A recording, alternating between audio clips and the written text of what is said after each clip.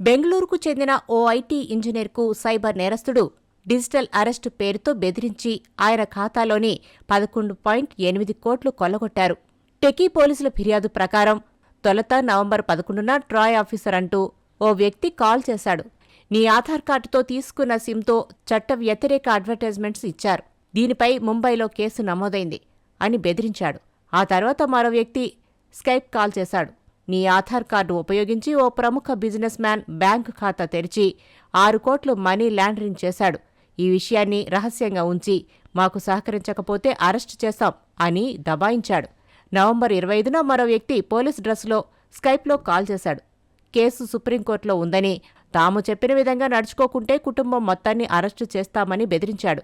నీ అకౌంట్లో ఉన్నదంతా పంపించు, ఆపై వెరిఫై చేసి ఆ మొత్తాన్ని తిరిగి పంపుతాం అని చెప్పాడు. దీంతో భయపడిపోయిన బాధితుడు క్రమంగా సైబర్ మోసగాళ్లకు మొత్తం 11.8 కోట్లు పంపించాడు.